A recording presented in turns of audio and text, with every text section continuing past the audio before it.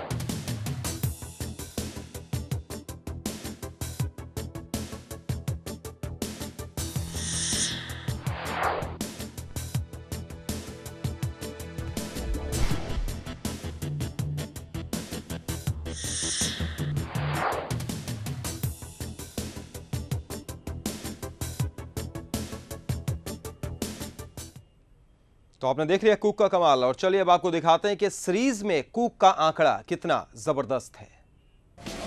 जी हाँ, तो इस सीरीज की बात करें तो the great wall of Britain, Alastair Cook ने 3 मैचों में अभी तक 547 रन बनाए हैं और अभी एक मैच बाकी है, यानी 2 पारियां।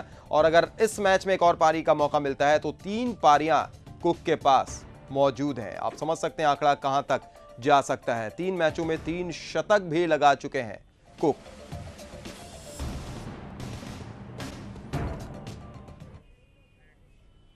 और इन आंकड़ों के जिम्मेदार काफी हद तक टीम इंडिया के फील्डर्स भी हैं, जिन्होंने इस मैच में कुक को एक नहीं बल्कि 2-2 गेंद दिए, वो भी बिल्कुल आसान। देखिए वो दोनों ड्रॉप्ड कैच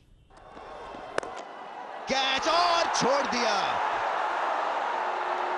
हाल में थोड़ा बॉल रुका है और उन्होंने शॉट चेक की मगर इट वाज टू लेट। और अंग्रेजी में कहते हैं इट वाज अ डॉज। हाल में थोड़ा बॉल रुका है और उन्होंने शॉट चेक की मगर इट वाज टू लेट। और अंग्रेजी में कहते हैं it was a dodge. Catch और छोड़ दिया। हाल में थोड़ा बॉल रुका है और उन्होंने शॉट चेक की मगर इट वाज टू लेट। और अंग्रेजी में कहते हैं इट वाज अ डॉज। हाल में थोड़ा बॉल रुका है और उन्होंने शॉट चेक की मगर इट वाज टू लेट। और अंग्रेजी में कहते हैं इट वाज अ डॉज। ऐसा लगता है कि शायद कुक भी इन 2 कैचों के छूटने के बाद ये मान बैठे थे कि अगर मैंने खुद अपनी विकेट तोहफे में नहीं दी तो शायद दूसरे बल्लेबाज को मौका ही नहीं मिलेगा। इसलिए तो इस तरह अजीबो गरीब तरीके से कुक आउट हुए। तस्वीरों में देखिए आप कुक किस तरीके से आउट हुए हैं। क्रीज से वो दूर रह गए, गेंद आई और अंतिम समय में कुक ने अपने आप को पीछे हटाया, तब तक गेंद जाकर स्टंप्स पर लग गई और रन आउट हो गए कुक। भारत के लिए ये बेहतरीन पल था, क्योंकि टीम इंडिया को कुक को आउट कर पाने में काफी परेशानियां हो रही थी।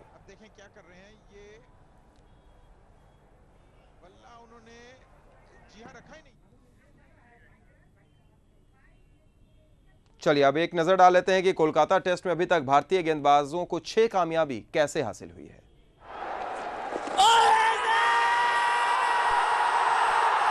अपील और बहुत लंबी और आउट दिया। कोई बहुत क्रॉस आ गए थे। ये तो मिडिल स्टंप या ऑफ स्टंप, मिडिल ऑफ को लग रही थी। देखा अंपायर देखे पहले जैसे कहा नहीं और उसके बाद कहा हाँ ठीक है। ये देखें जिस तरह से प्रज्ञान ओझा ने आगे खींचा, आउटसाइड एज, और अच्छी कैच धोनी की। अलर्ट थे, होशियार थे वहां पर। ओझा के लिए दूसरी विकेट और आखिर ट्रॉट धोनी बोल्ड ओझा 87। 338 पर 2 इंग्लैंड। स्लिप में कैच करवाएं या आउट करें, मगर विराट कोहली की भी दाद देनी होगी कि उन्होंने चैलेंज किया और आउट। यहां पर अगर एक बार बल्ला उन्होंने रख दिया होता तो फिर तो एक केस बनता था कि अगर, अब देखें क्या कर रहे हैं, ये बल्ला उन्होंने जी हां रखा ही नहीं, ये तो आउट है। जिस तरह से बेल आउट हुए थे इनसाइड एज, और ये नहीं समझ आया मुझे, अगर इनसाइड एज है तो इतनी देरी, इतनी दुविधा क्यों? मानो नॉन स्ट्राइकर अंपायर से पूछा, खेल जाते हैं। करीबी मामला और अंपायर की उंगली उठी। केविन पीटर्स डिसीजन है। अपनी फ्रंट लेग ले गए ऑफ स्टंप पे और गेंद ज्यादा स्पिन नहीं हो रहा था और विकेटों में ही लगता, चाहे मिडिल स्टंप के बाहरी किनारे पे या लेग स्टंप पे, और एक अच्छा डिसीजन है अंपायर का। केविन पीटरसन थोड़े से रुहान से हुए। फील्डिंग भी इस सीरीज में मैं कहूंगा ये मौका, और ये आउट। लेकिन आखिर में गेंद को लपकने में पूरी तरह से कामयाब, और धन्यवाद।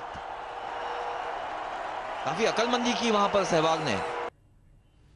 चलिए, तो इस बुलेटिन में फिलहाल इतना ही। दीजिए इजाजत, नमस्कार।